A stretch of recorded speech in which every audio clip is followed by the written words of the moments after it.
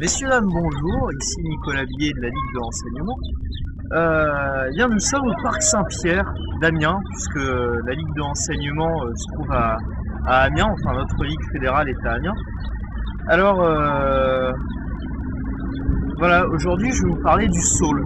Alors, vous savez que l'aspirine, non vous ne savez pas, mais quelle importance ça a.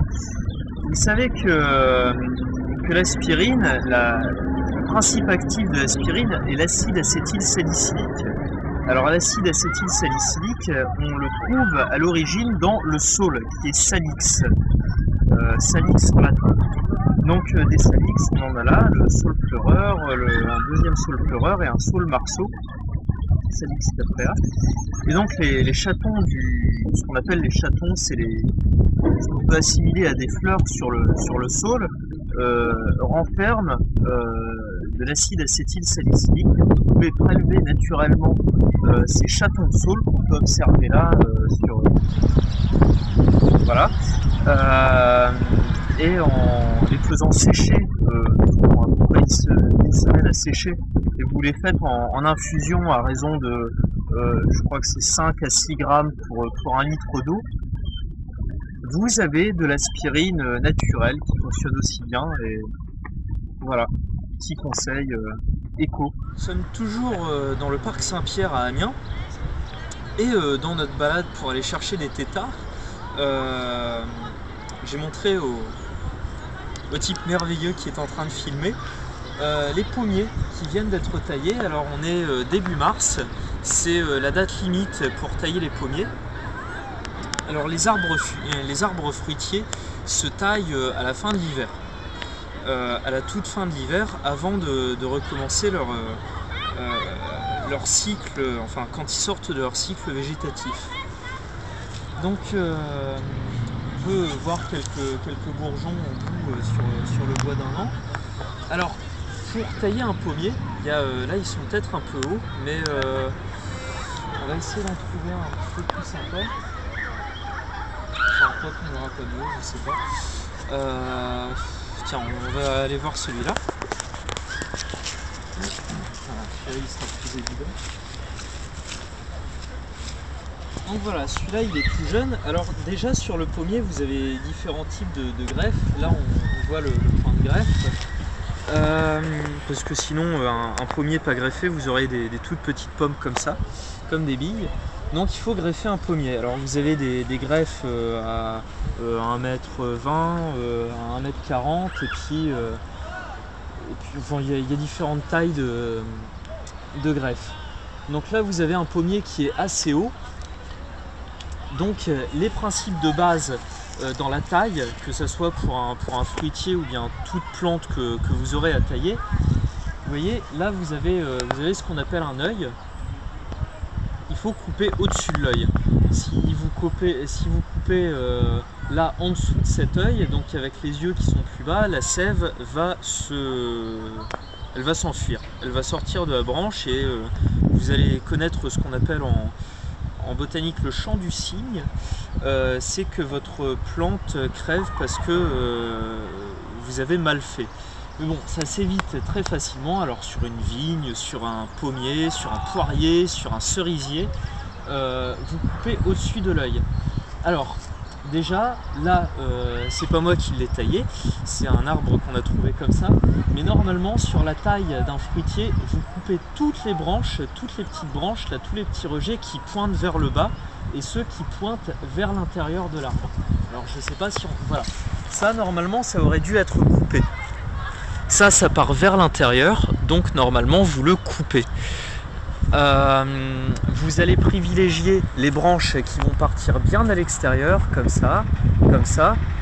Il faut éviter aussi, alors il faut voir dans le long terme, éviter les croisements de branches. Parce que le but d'un pommier, donc là vous avez du bois qui a peut-être 2-3 ans, et ça c'est ce qu'on appelle le bois d'1 an. C'est ça qui va se développer au printemps. Donc ce bois, il faut que vous prévoyez qu'il parte comme ça, bien des branches en hauteur comme ça, et sous le poids des fruits, c'est des branches qui vont s'affaisser et que vous pourrez récolter. Voilà, que vous pourrez récolter beaucoup plus facilement. Donc voilà, quelques principes de taille. Après, si vous avez un vieux pommier, souvent ce qu'il fait, c'est quand vous arrivez toute fin février ou bien mi-mars ou tout début mars, ça dépend de l'année, de taille, ça vous pouvez vous renseigner sur internet. Souvent vous avez des pommes, des pommes qui sont toutes flétries et marron qui restent sur les branches. Alors ça, c'est un parasite qui a fait que les pommes restent.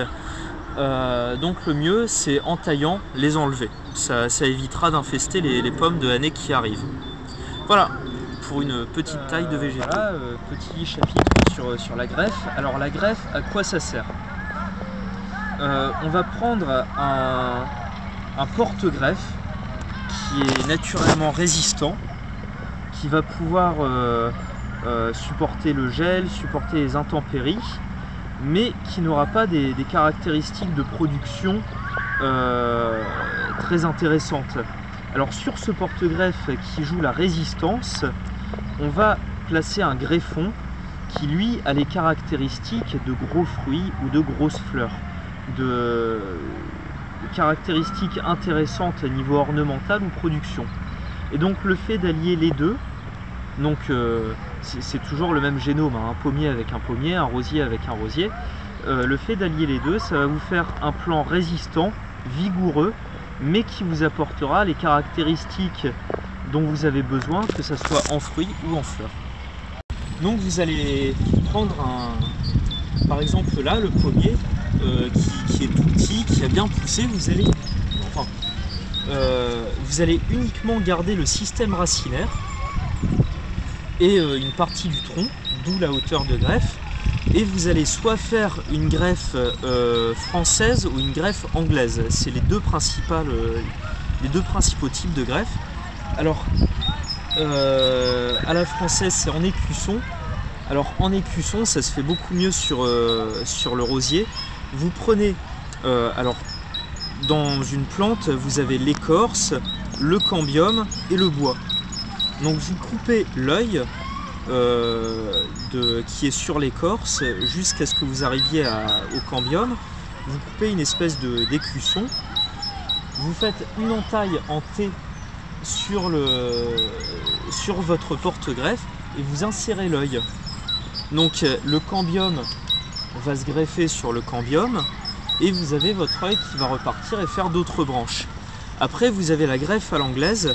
Vous taillez votre tige en biseau et la tige de votre greffon, donc l'arbre ou la plante qui va vous apporter les caractéristiques dont vous avez besoin, alors de grosses pommes ou bien de grosses fleurs pour les roses. Vous allez couper les deux en biseau pour qu'ils puissent s'intégrer l'un à l'autre, de la cire autour, et si vous avez pris des éléments de même diamètre, le bois va se greffer sur le bois, le cambium sur le cambium et l'écorce sur l'écorce. Alors voilà, donc nous sommes toujours au parc Saint-Pierre à Amiens. Donc dès que vous allez dans un endroit, il suffit de vous accroupir pour trouver un tas d'espèces intéressantes. Alors, bon, celle qui est filmée en premier, là, je viens d'en repérer une autre pour vous dire, il suffit vraiment de s'accroupir. Alors voilà, là on a l'achillée millefeuille, Achillea millefolium. C'est très simple le latin pour les noms de plantes, enfin pas toujours.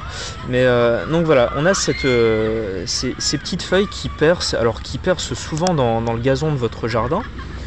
Et si vous les laissez fleurir, elles vont faire une tige avec une ombelle, donc un groupement de fleurs en plateau, blanches, ou si elles ont été plantées là pour l'ornement, elles sont un petit peu rosées. Donc cette plante, l'achillée millefeuille, est reconnue par la pharmacopée pour le traitement de la fièvre.